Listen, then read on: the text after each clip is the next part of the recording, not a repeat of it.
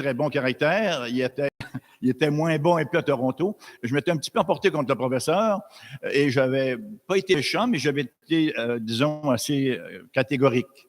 Et on a eu la pause et immédiatement après la pause, c'était insupportable. Je me suis levé, j'ai demandé pardon à toute la classe. C'était une belle époque, vous savez. C'est ça l'humilité, de reconnaître ce que nous sommes. C'est difficile aujourd'hui parce qu'on ne se parle plus. On est devenu extrêmement chatouilleux. On est facile à blesser, on claque les portes, on boude, on ne se parle plus, on garde ça dans le cœur, on nourrit cela, et c'est pas simple, vous savez. Il y a même dans des églises évangéliques aujourd'hui où on invite à prêcher des gens qui pourtant ont de l'amertume, peuvent avoir de l'amertume contre les autres, ils ont du vinaigre dans le cœur, mais on les invite à prêcher la parole et on se dit que Dieu bénisse. On les invite à la table sainte en disant « Venez, communion ensemble, mes frères et sœurs ». Et ils ont quelque chose. La Bible nous dit pourtant, quand tu viens apporter ton offrande au Seigneur, si tu sais que ton frère a quelque chose contre toi, laisse l'offrande là. C'est très secondaire, ton offrande.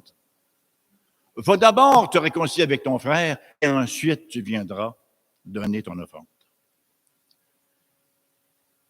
Lorsqu'on prépare un message, le premier auditeur, c'est le prédicateur. On s'écoute. Et en préparant ce message-là, ça m'a beaucoup interpellé. On se pense toujours qu'on est correct, c'est toujours les autres qui ont tort. Hein? Vous avez remarqué ça aussi? C'est chez vous, même chose. Hein? Et en regardant cela, j'ai vu des choses dans ma propre vie que j'ai dû confesser au Seigneur. Des petites choses qui traînaient, qui avaient besoin d'être nettoyées. Notre relation avec le Seigneur doit être très propre. Le Seigneur est un Dieu très propre. Son ciel est un ciel immensément propre. Et nous avons ce besoin-là d'être nous-mêmes très propres. Et nous avons ce besoin-là de nous parler dans la vérité. Dans l'amour, mais dans la vérité. Dans la vérité, mais dans l'amour.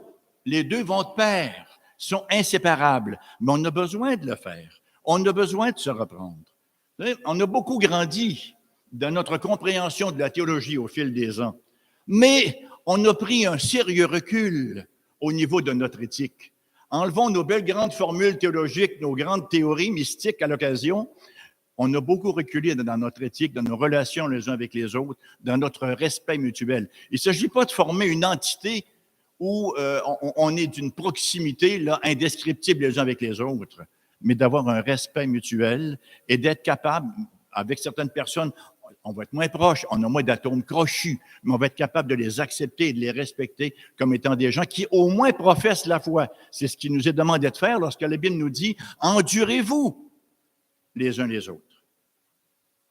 Et je me suis senti interpellé parce que c'est d'autant plus interpellant pour un ministre du culte, parce que Pierre nous exhorte, il dit « Vous êtes les toupoi, soyez les modèles », c'est ça le mot type, soyez les types pour le reste de l'Église.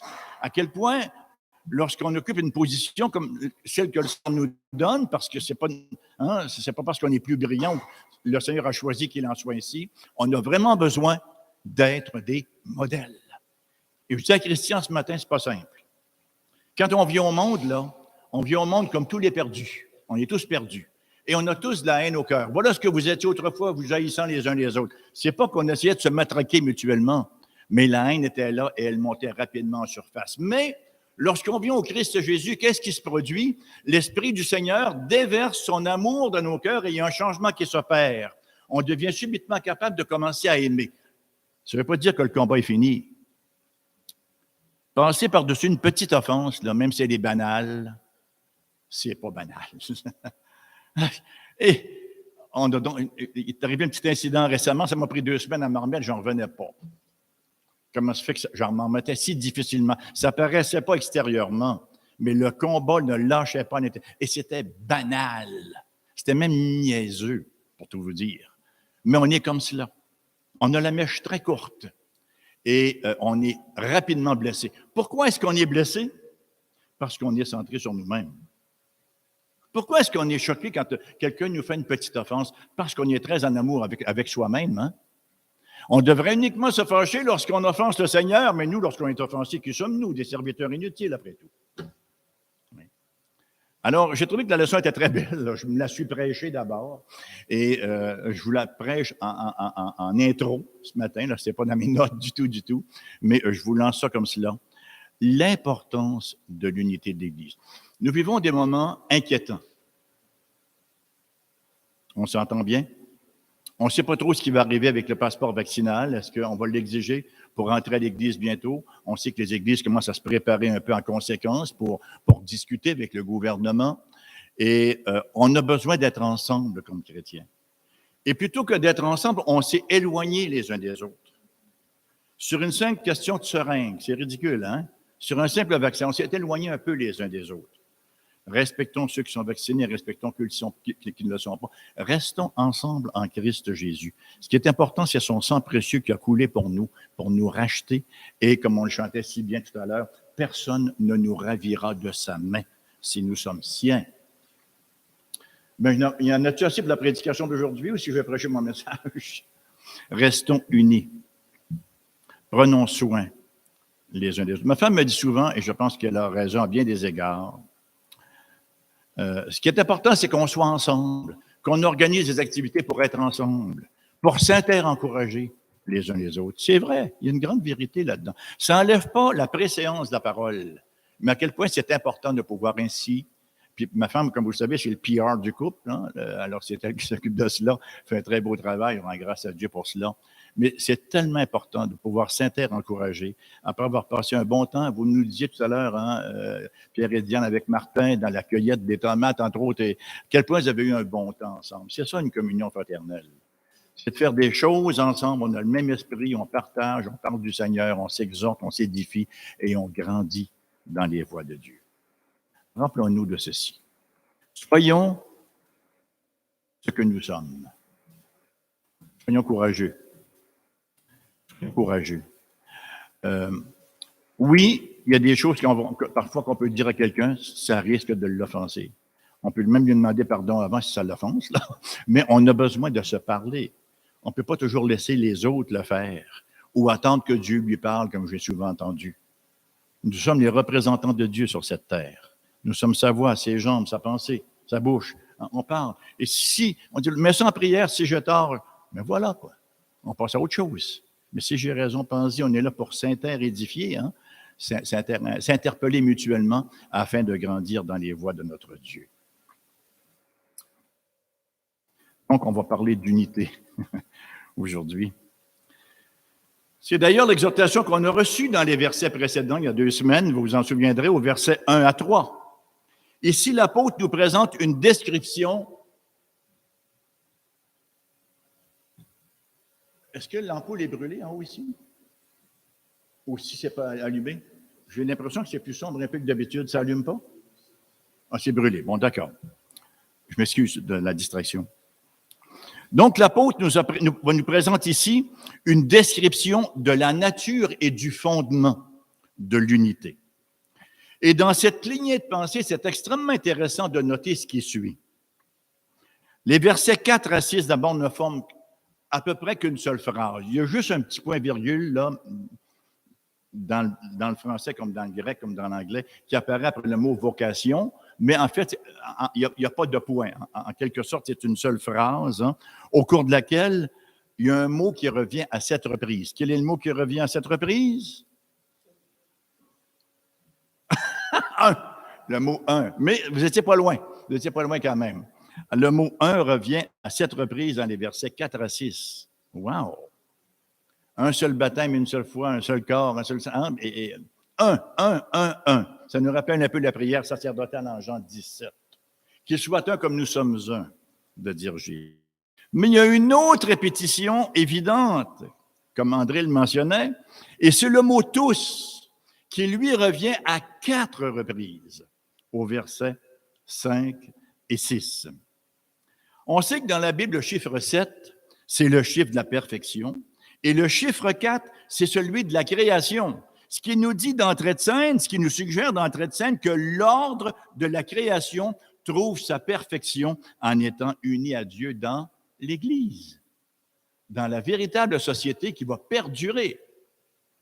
C'est intéressant de noter que ce texte, on pense pour plusieurs là, que c'était un hymne dans l'Église primitive. C'est tout à fait possible, hein? mais c'est une très, très belle vérité. Si on le chantait bien. On n'avait pas tous les écrits. Alors, il y avait des grandes vérités qu'on mettait comme ça, soit en credo ou soit en hymne, et ça aurait pu être un hymne, c'est tout à fait possible. Mais ça affirme que notre unité s'enracine dans la Trinité. Je ne sais pas si ça vous a frappé, mais le verset 4 nous parle du Saint-Esprit et lié à l'œuvre du Saint-Esprit. Le verset 5 est lié à l'œuvre du Seigneur Jésus-Christ et le verset 6 est lié à l'œuvre du Père, de Dieu le Père. C'est un salut trinitaire. Vous êtes-vous déjà posé la question, est-ce qu'il faut croire à la Trinité pour être sauvé? Moi, je me la suis posé souvent, cette question-là. Est-ce qu'il faut absolument croire à la Trinité pour être sauvé? Maintenant, je suis convaincu que oui.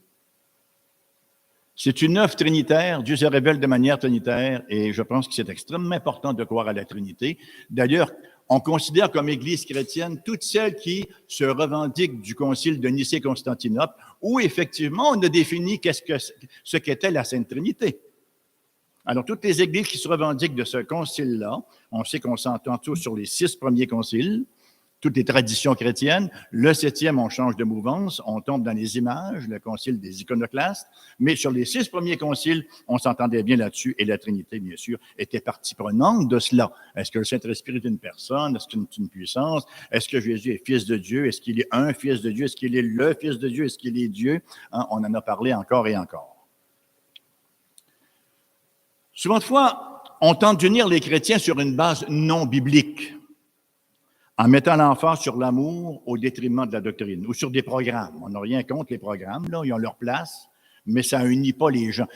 Oui, ça renforce l'unité, mais ça ne crée pas l'unité. On va dire souvent, oublions la doctrine et aimons-nous les uns les autres. Avez-vous entendu ça? Aimons-nous les uns les autres. On s'aime comment? On s'aime pourquoi? Est-ce que c'est factice? Est-ce qu'on s'aime parce qu'on est aimable? Lorsque la Bible nous dit que Dieu a tant aimé le monde, il n'est pas tombé en amour avec le monde.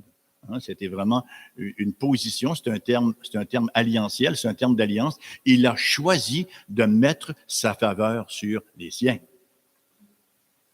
Le fondement même de notre foi, c'est la doctrine qui nous amène à un amour saint, S-A-I-N, et saint, S-A-I-N-T.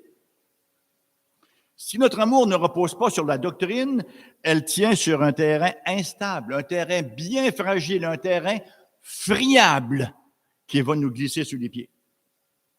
Même si les chrétiens ne peuvent pas s'entendre sur certains détails, des détails peut-être plus secondaires de la doctrine chrétienne, ils s'entendent sur les vérités fondamentales de la foi. Alors, j'ai 3 points cet après-midi. Peut-être qu'on n'aura peut-être pas le temps de dépasser, mais on va faire tout notre possible. Premièrement, notre identité commune, verset 4, ça fait référence bien sûr au Saint-Esprit. Notre témoignage commun, le verset 5, ça fait référence au Seigneur Jésus. Et notre famille commune, au verset 6, fait référence à Dieu le Père. Les versets 1 à 3 étaient une exhortation. Ici, ce n'est pas une exhortation. C'est simplement une déclaration. Une affirmation. Ce que l'apôtre nous dit ici, c'est qu'au même titre que le corps humain est un, qu'il est imprégné, qu'il est soumis à une seule âme, ainsi en est-il du corps du Christ, qui est imprégné, qui est soumis à un seul esprit. Et c'est le Saint-Esprit qui habite en chacun et qui représente le principe commun de la vie.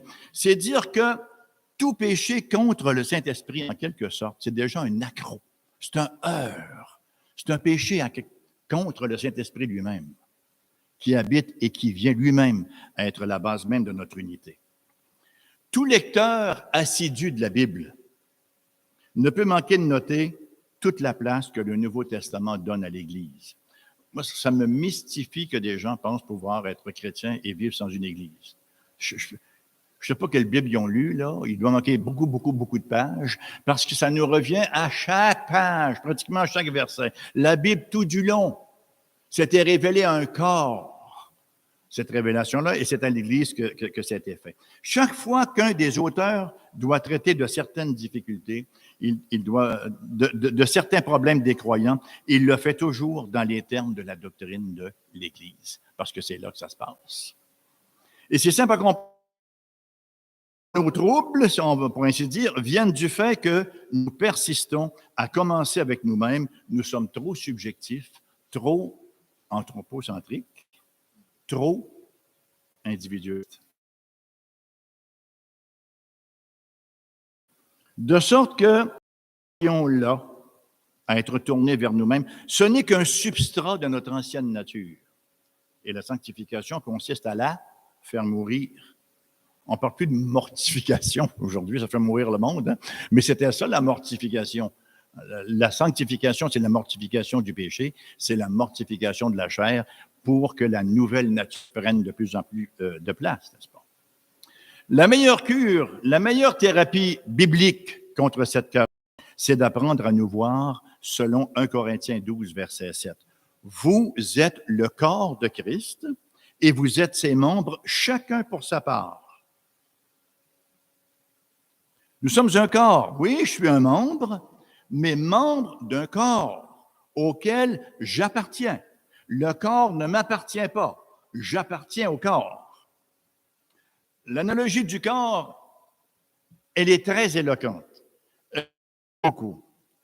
Pour la majorité d'entre nous, je pense qu'on est à peu près tous pareils, on se ressemble un peu ici. Hein? Nous avons 10 orteils, nous avons 2 mains, 2 pieds, 2 jambes, 2 bras, et le reste, et le reste, et le reste.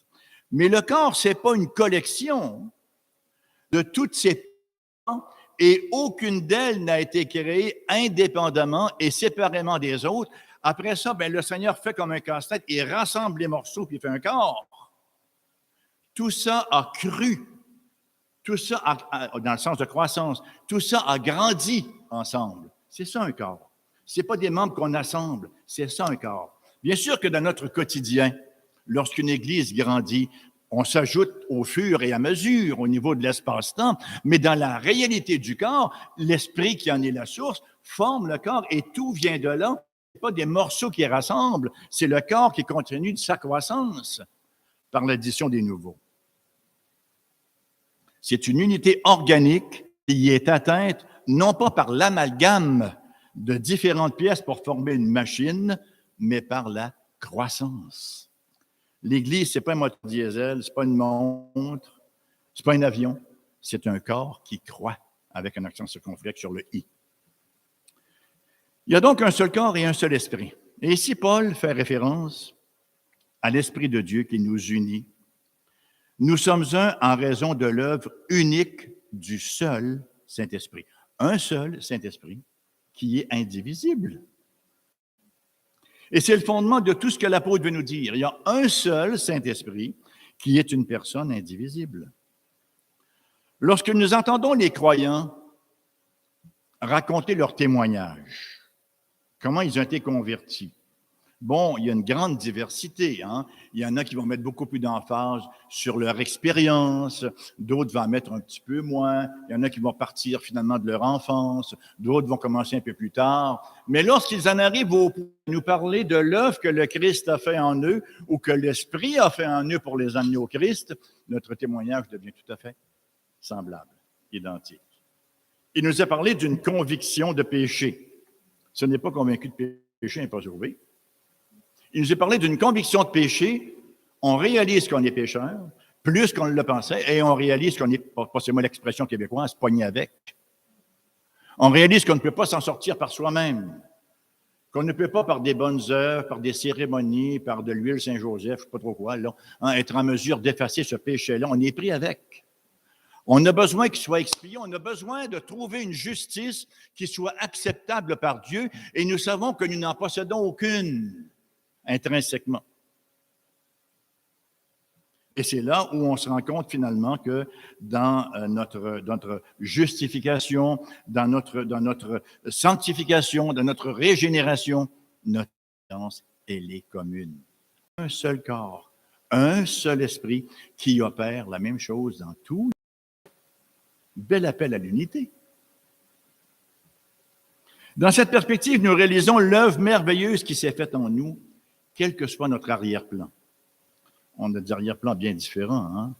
Il y a des gens qui ont des arrière-plans très ardus, il y a des gens qui ont pratiquement grandi dans la nef d'une église. Hein? Comme c'est Mandevilleman qui dit, moi, j'ai grandi dans un presbytère. Il a eu besoin de que lui qui a grandi dans un autre contexte. Là. Mais c'est ça, on a des contextes différents d'être sauvés. Alors, quel que soit notre arrière-plan pour que nous puissions être unis au Christ. Le Saint-Esprit nous a unis dans une expérience commune. Pensons au témoignage de Paul. Tout un témoignage, dirait-on aujourd'hui, parce qu'on aime les choses spectaculaires. Il faut que ça frappe l'œil. Sinon, ça n'ira pas dans les journaux. Il faut qu'il y ait beaucoup de sang. Il faut que ce soit spectaculaire. Hein? Alors, Paul, il y en a eu tout un. S'en allait à cheval avec son groupe et plan. Coup de tonnerre, un vent, tombe de son cheval, devient aveugle, une petite fantôme du ciel. Tout le monde est confus. 3 jours sans voir. Il se retrouve finalement dans une ville de Damas. Et là, il recouvre la vue et c'est un homme complètement transformé. C'est une conversion. Ben, nos conversions sont identiques à cela. Même si on n'a pas de chevaux, on n'est pas sur la route de Damas, puis que, notre conversion est également comme cela. Le Seigneur est venu à nous. Le Seigneur a pénétré la dureté de nos cœurs pour nous transformer. Maintenant, prenez le témoignage de Timothée. Ah ben moi, je suis un chrétien un peu timide, moi, je n'ai pas une grosse conversion.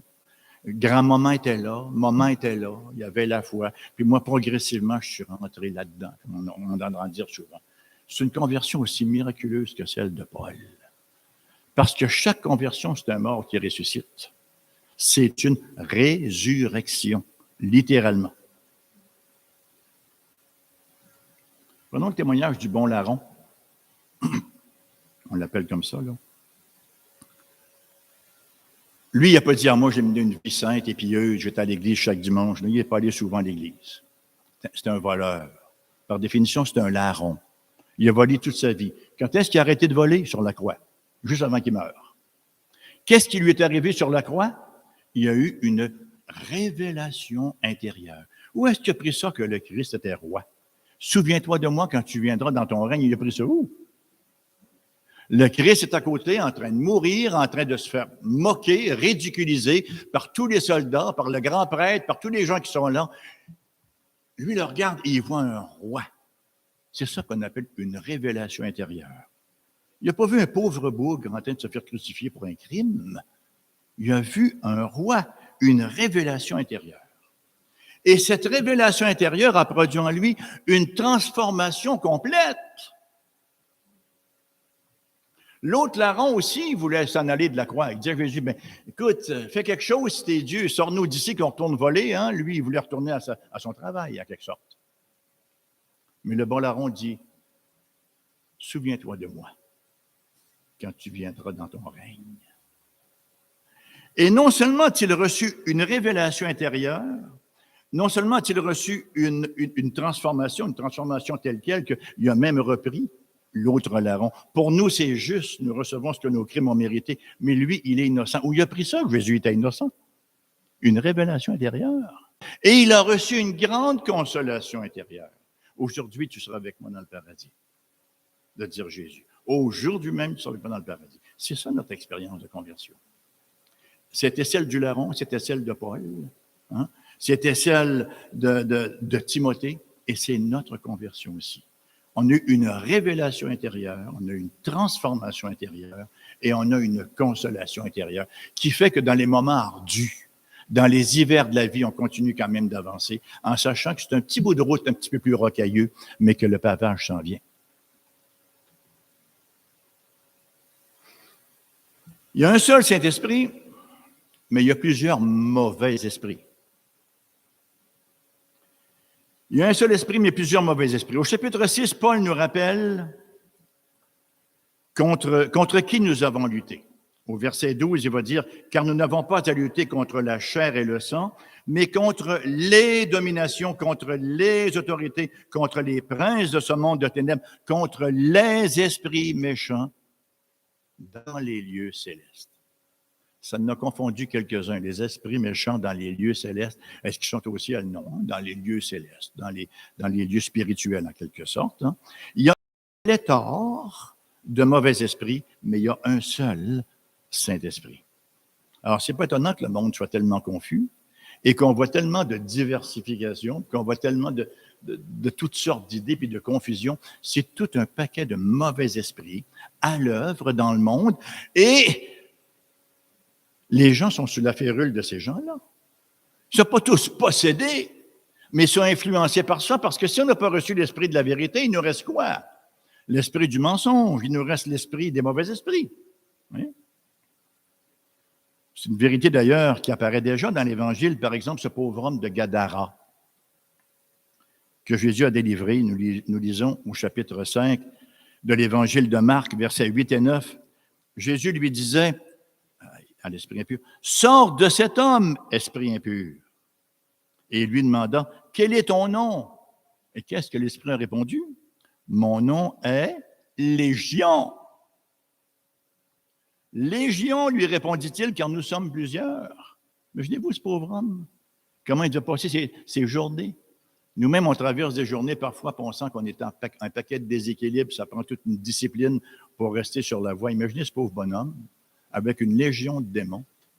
On peut comprendre qu'il se promenait dans les cimetières, qu'il se meurtrissait partout, qu'il ne portait plus de vêtements et qu'il était plus tenable.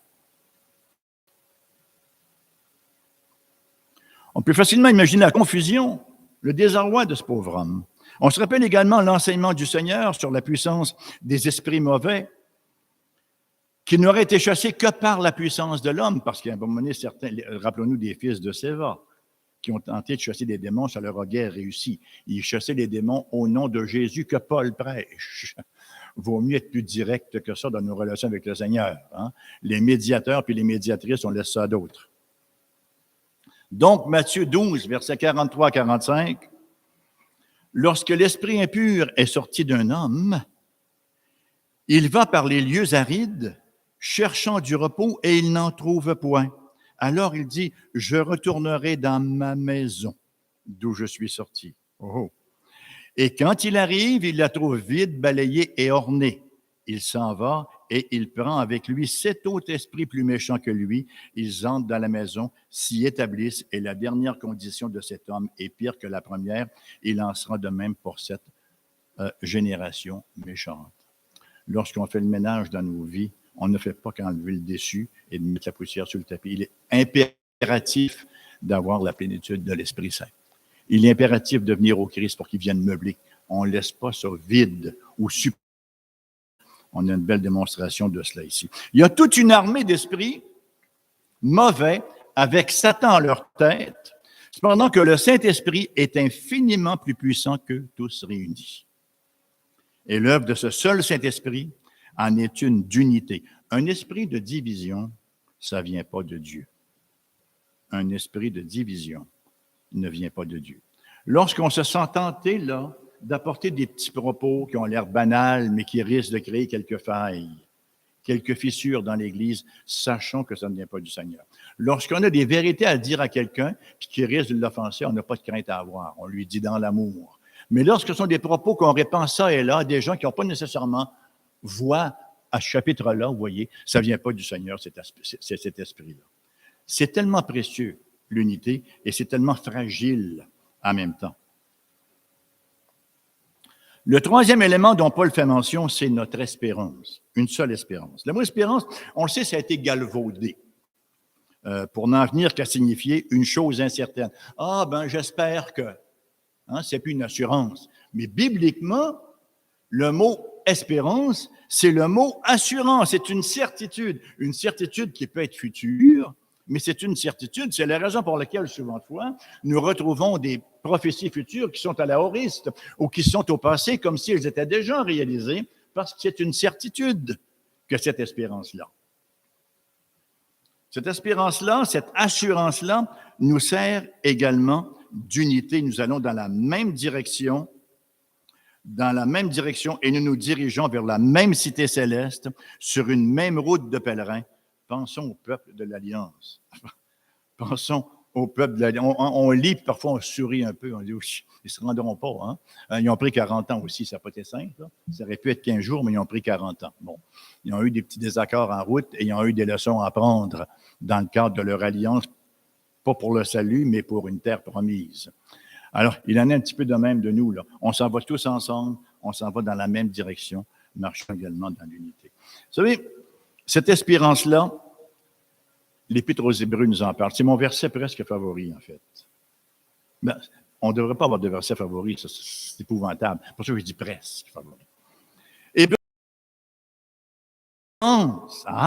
c'est le mot littéral. Hébreux, retenez cela, vous le relirez encore, c'est une grande consolation. Cette espérance, nous la possédons comme une onde de l'âme, sûre et solide, alléluia. Une encre de l'âme. À quoi ça sert une encre? À ancrer, hein? Ça nous stationne et ça nous garde en place. Lorsqu'on a cette assurance-là, lorsqu'on a cette espérance-là en Christ Jésus, on est ancré. Littéralement ancré, de sorte que toutes les vagues, de toutes les philosophies, de toutes les grandes idéologies de ce monde, de tout ce qui peut passer comme discours, vont nous garder en Christ Jésus. La persévérance des saints, là, c'est la persévérance de Dieu avec les saints. On ne persévérerait pas nous-mêmes. Mais nous avons cette encre de l'âme. Nous avons été ancrés en Christ Jésus. Même Dieu dit que cette encre-là pénètre dans le lieu très saint.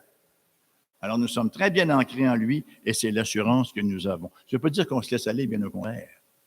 Quelqu'un qui est véritablement né de nouveau ne peut pas dire « Bon, je laisse tout aller, je suis sauvé ». Non, hein? On a à cœur de grandir, d'approfondir notre connaissance du Sauveur et de nous approcher toujours davantage de lui. Cette espérance-là, cette assurance-là, bien sûr, c'est le retour en gloire du Seigneur Jésus-Christ.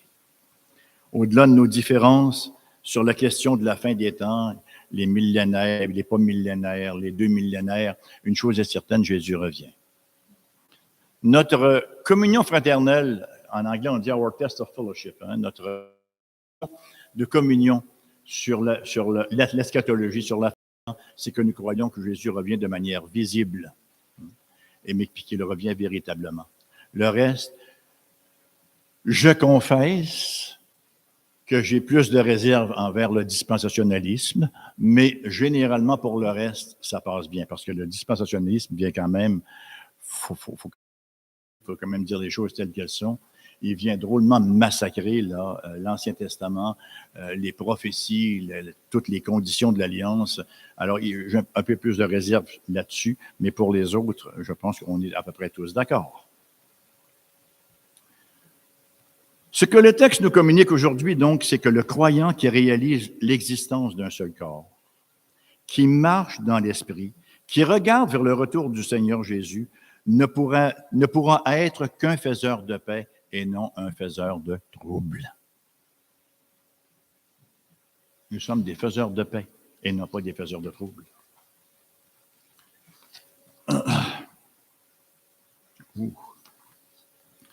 Les unités du verset 4, et là on arrive à mon deuxième point.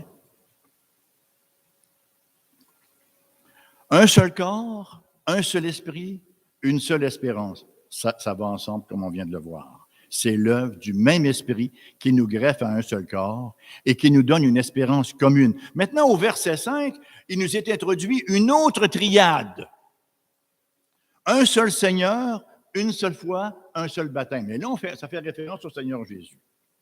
Ces éléments se rassemblent autour du Christ lui-même de la même manière que la première triade était dépendante du Saint-Esprit.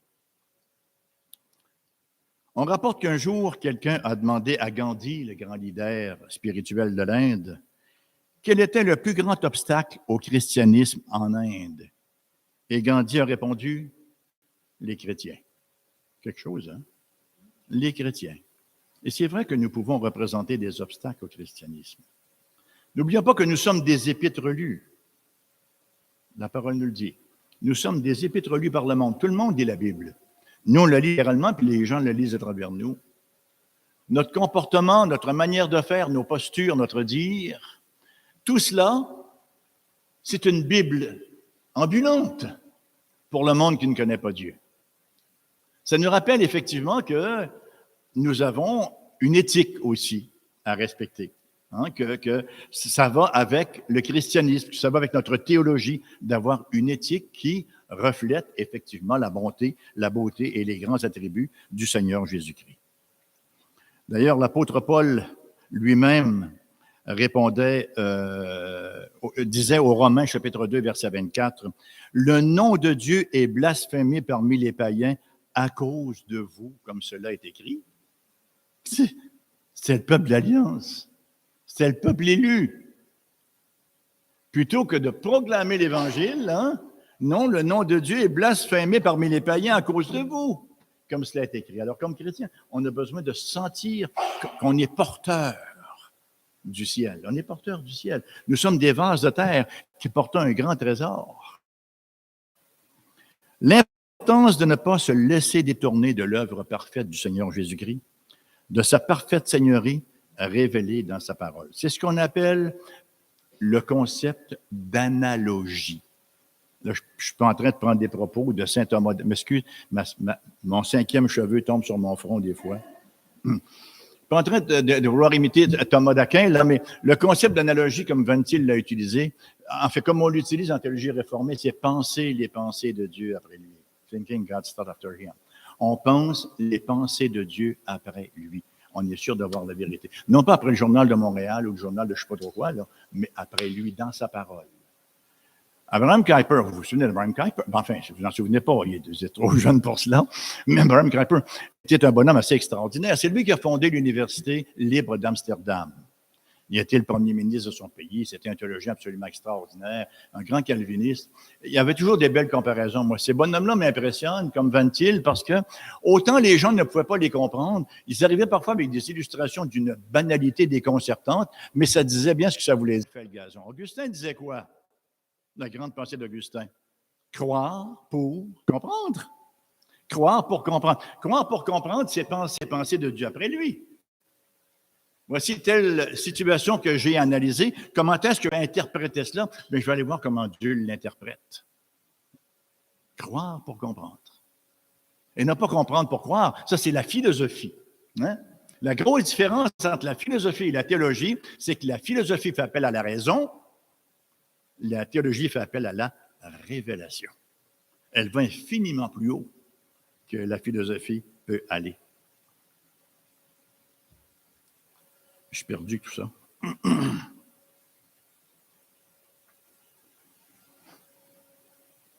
C'est vrai que le Seigneur œuvre de manière personnelle avec chacun, mais il s'agit toujours du même Seigneur. Il y a un seul Seigneur. Il nous faut nous garder du danger de faire de notre expérience une doctrine. Bon, je ne veux pas être offensant, là, mais permettez-moi de vous le dire comme je le sens, parce qu'on n'a plus d'intimité aujourd'hui. On est sur quoi? Le YouTube, Internet, je ne sais pas quoi, là.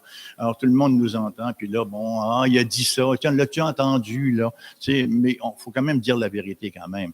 Tu sais, ma compréhension personnelle des choses, c'est que la doctrine du baptême du Saint-Esprit comme deuxième expérience, c'est une doctrine qui a été faite sur une expérience et non pas sur une lecture vraiment assidue de la parole de Dieu. Et on dit ça avec tout le plus grand respect pour les frères qui croient à une deuxième expérience, là. Mais vraiment, moi, je ne peux pas comprendre comment on peut justifier ça sur une base biblique. Alors, c'était fait davantage par une expérience, sur une expérience, et on en a fait une doctrine. Hein, j'ai vu Jésus, donc tout le monde doit voir Jésus. On en fait une doctrine. Hein? Alors, il y a toujours le danger de faire des doctrines avec nos expériences. Jésus guérit un aveugle dans Jean chapitre 9, verset 6. Après avoir dit cela, il cracha à terre, il fit de la boue avec sa salive, puis il appliqua cette boue sur les yeux de l'aveugle et lui dit, « Va et lave-toi au réservoir de Siloé, nom qui signifie « envoyé ». Il y alla, se lava, s'en retourna, voyant clair. » Alors la personne qui a vu clair a dit, « Ah, voici comment on peut être guéri. » Il faut d'abord que Jésus nous mette la salive sur les yeux et qu'on aille ensuite au réservoir de Siloé. Hein, il y en a qui vont à Saint-Anne-de-Beaupré, il y en a qui vont n'importe où. Mais c'est ça, vous voyez, on prend une espèce d'expérience que certains ont fait ou qui ont cru faire et on en fait une doctrine. C'est comme ça qu'on s'éloigne de la vérité biblique. Dans Matthieu 8, 22, 25, ils se rendirent à Bethsaïda et on emmena vers Jésus un aveugle qu'on le pria de toucher. Il prit l'aveugle par la main, le conduisit hors du village, puis il lui mit de la salive sur les yeux, lui imposa les mains et lui demanda s'il voyait quelque chose. Jésus lui mit de nouveau les mains sur les yeux, et quand l'aveugle regarda fixement, il fut guéri et vit distinctement. Alors donc, si on fait une doctrine avec cela, pour guérir, il faut s'y prendre à 2 reprises. Je me souviens, vous savez, quand j'étais à l'école biblique, il y avait la fille qui était dans la chambre en haut de moi, là. Elle se promenait avec son mouchoir pour toucher les malades de l'école biblique, voyez, parce que Paul avait guéri ou Pierre avait guéri. On ne fait pas de doctrine avec nos expériences personnelles. Le Seigneur nous donne une intimité avec lui.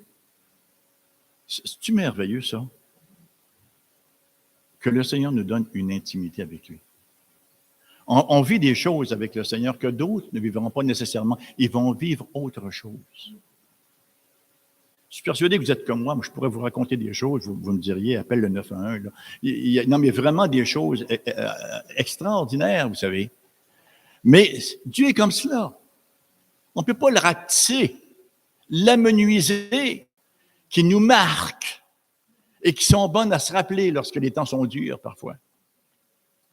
Et ça, ce sont des choses qu'on ne partage pas nécessairement avec d'autres, notre intimité avec le Christ Jésus. Puis en même temps, notre vie, bien sûr, communautaire, et qui va de soi. Nous devons garder nos regards sur le Seigneur à l'œuvre, plutôt que sur le mode qu'il a utilisé pour œuvrer. On entend souvent dire « Ah, on ne sait pas ce que Dieu peut faire. » C'est une réalité. Mais les gens disent ça souvent dans un contexte en disant « Oui, la Bible dit ça, mais on ne sait pas ce que Dieu peut faire. » Dieu n'ira pas d'abord à l'encontre de sa parole. Dieu ne s'auto-contredit pas. Mais là, on va nous citer les mages. Regarde, Dieu a cité les... Peut-être qu'on peut être sauvé avec l'horoscope. Des fois, on ne sait jamais. Vous voyez? Non.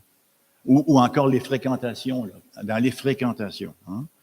Comment est-ce que James appelle ça? Donc, les fréquentations d'évangélisation. On fréquente un inconverti, peut-être que Dieu va le sauver. Puis si Dieu le sauve, je vais le marier. Est-ce qu'on peut avoir un plus mauvais raisonnement que cela? Quand on veut épouser quelqu'un, qu'est-ce qu'on regarde premièrement? On regarde son témoignage passé. On ne regarde pas son témoignage futur.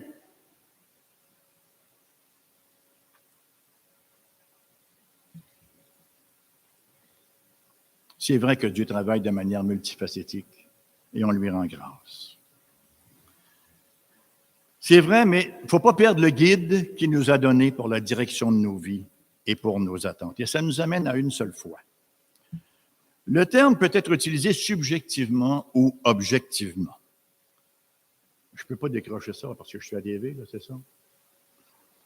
Il s'agit de notre expérience de foi. Il n'y a pas de salut sans cette foi-là. Objectivement, le terme fait référence au contenu de la foi ou à ce que nous devons croire, parce que la foi a un contenu. Vous avez souvent rencontré des gens, vous leur témoignez « Oh oui, je crois ça, moi. Oui, je crois ça, moi. » Mais le contenu de la foi, il est très important. Croire, c'est une chose. Savoir ce qu'on croit, ça en est une deuxième. Et s'y maintenir, ça en est une autre. Et savoir où on a pris la source de notre foi est extrêmement importante. C'est vraisemblablement cette dernière dont il est question ici parce que nous avons un seul Seigneur, nous avons aussi une seule foi. Nous ne pouvons pas accepter toutes sortes de doctrines contradictoires lorsque le cœur de l'Évangile est en jeu. Nous croyons en effet que Dieu a envoyé son Fils de sorte qu'on n'est pas sauvé par la sincérité, on n'est pas sauvé par les œuvres, on n'est pas sauvé par l'ignorance. On n'est pas sauvé par l'ignorance. Oui, mais en Papouasie, là, derrière le 16e buisson, là, ils n'ont jamais entendu la parole. Ils devaient être sauvés par ignorance. Non. En partant, la révélation générale nous amène à Dieu. La Bible nous dit en effet que tout le monde connaît Dieu.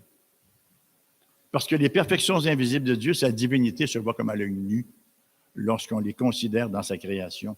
D'ores et déjà, ça devrait nous amener à Dieu. Et qu'est-ce qu'on fait quand on voit cela? On garde ça captif, nous dit Romains 1. On essaie de garder ça captif puis de l'étouffer.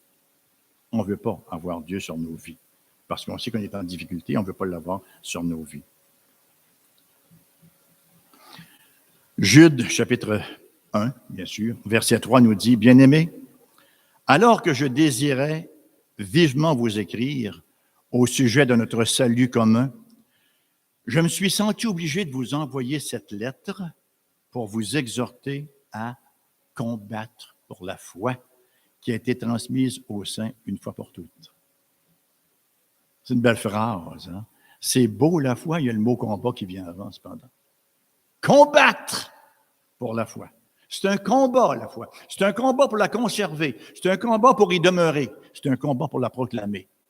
C'est un combat pour nous garder dans la foi.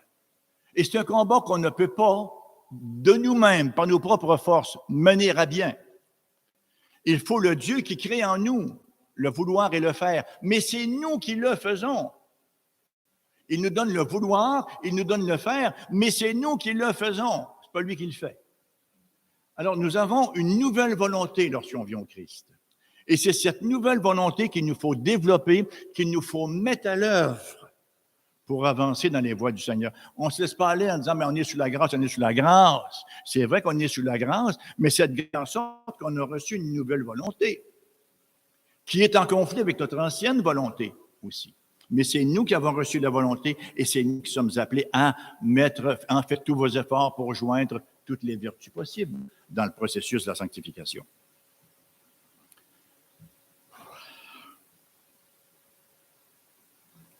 Ça nous amène à définir la foi. La foi, ce n'est pas un sentiment variable. Je sens que je crois aujourd'hui, je vais en profiter, je vais prier. Ce n'est pas un feeling. Ce n'est pas un sentiment variable, la foi. C'est une dynamique d'action. Augustin disait, il trouvait ça parfois épouvantable, la foi. Parce que ça va tellement contre ce que je ferais avec ma propre rationalité. Il trouvait ça très, très dur, mais il dit, une fois que je l'ai fait, je vois qu'il y avait toute la sagesse là. Et c'est comme ça pour nous très, très souvent. Non pas que foi et raison sont opposés, vous savez. Ils ne sont pas opposés. La foi n'est pas contre la raison, comme je dis souvent, elle peut être supra-rationnelle, mais jamais irrationnelle. Mais elle doit avoir la préséance sur la raison.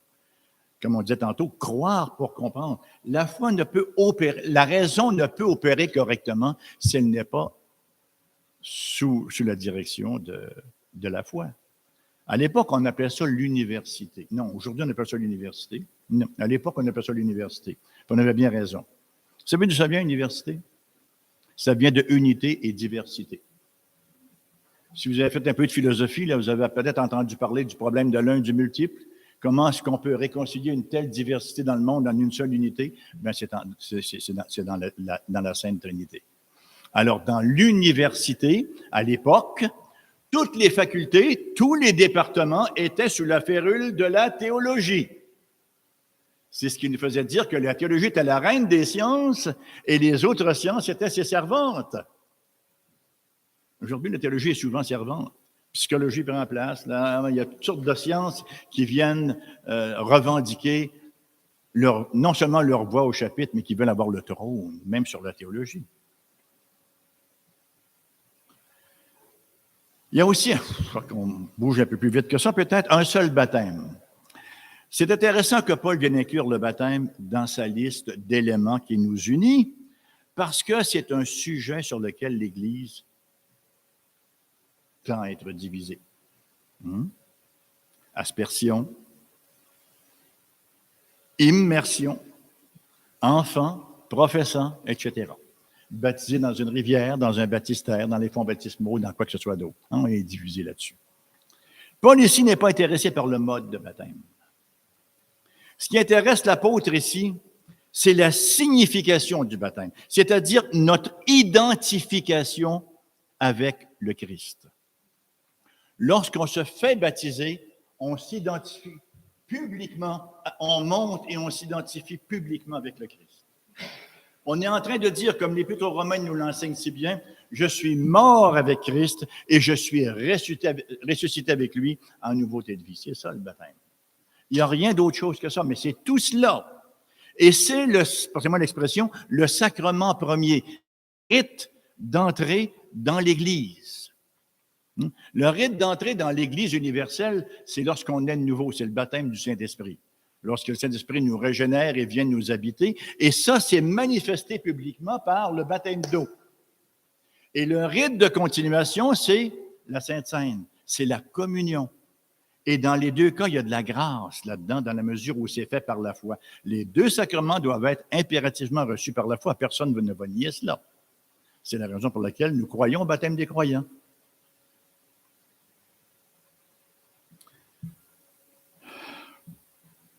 Romains 6, versets 3 à 6. « Ignorez-vous que nous tous qui avons été baptisés en Jésus-Christ, c'est en sa mort que nous avons été baptisés.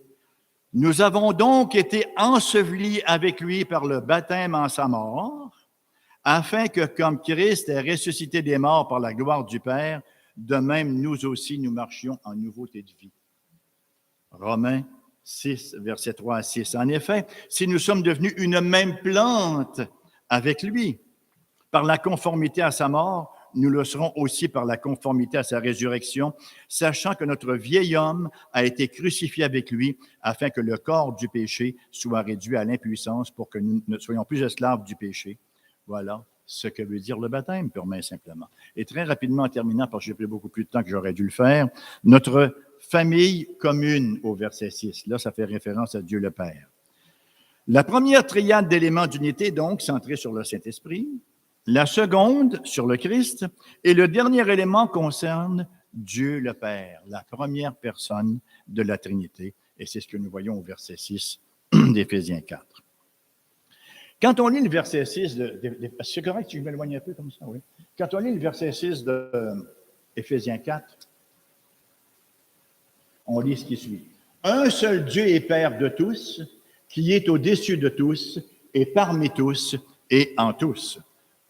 C'est difficile quand on lit ça de ne pas penser à Romains 11, versets 33 et 36, qui nous vient à l'esprit où nous lisons « Ô profondeur de la richesse, de la sagesse et de la science de Dieu, que ses jugements sont insondables et ses voies incompréhensibles, car qui a connu la pensée du Seigneur ou qui a été son conseiller?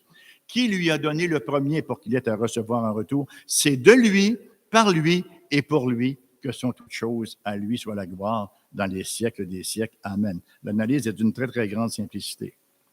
Il ne peut y avoir qu'un seul corps, qu'une seule famille chrétienne, qu'une seule foi chrétienne, qu'une seule espérance chrétienne, qu'un seul baptême chrétien, puisqu'il n'y a qu'un seul Dieu. On ne peut pas davantage multiplier les églises universelles, multiplier les églises de Dieu, qu'on peut multiplier Dieu.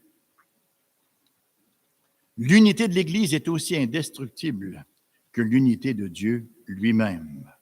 Maintenant, c'est une unité qui ne veut aucunement dire la disparition des associations et des dénominations. Au verset 3, nous avons lu que nous sommes exhortés à conserver l'unité de l'esprit. Ça ne fait pas disparaître, ça, les divergences de vues qu'on peut avoir, les différentes associations et les différentes dénominations. Si on veut travailler en paix, il faut quand même avoir un minimum de liens communs. Il faut avoir une confession de foi où on se rejoint, pour ne pas toujours être en train de discuter des choses secondaires qui viennent nous distraire de la pensée du Seigneur Jésus-Christ. Ce que la parole veut dire de conserver l'unité d'esprit, c'est de respecter l'autre à côté qui ne pense pas nécessairement pareil. Je peux être en désaccord avec lui, mais respecter l'autre qui ne pense pas nécessairement pareil. Tout à l'heure, quand j'ai parlé du baptême du Saint-Esprit, chez certaines personnes, je respecte ces frères et ces sœurs-là, même si ce n'est certainement pas ma conviction. Et il y a bien d'autres doctrines, n'est-ce pas, qui viennent en surface comme cela, avec lesquelles on n'est pas d'accord, mais on ne commence pas à démolir les gens parce qu'on n'a pas la même pensée. C'est tout à fait permis, licite et biblique d'avoir une pensée différente et de l'exprimer. Mais en même temps, c'est tout à fait licite d'être capable d'en parler comme des adultes lorsque l'occasion se présente. Ne pas courir après les autres pour essayer de les convaincre de mes convictions, mais lorsque l'occasion se présente et qu'on en discute, qu'on en parle ouvertement. Surtout dans les questions qui touchent l'éthique chrétienne, ça devient extrêmement important. Dieu connaît les siens. Écoutez, j'aurais pu continuer encore pendant une vingtaine de minutes, mais je pense qu'on va arrêter ici si vous voulez que je revienne encore.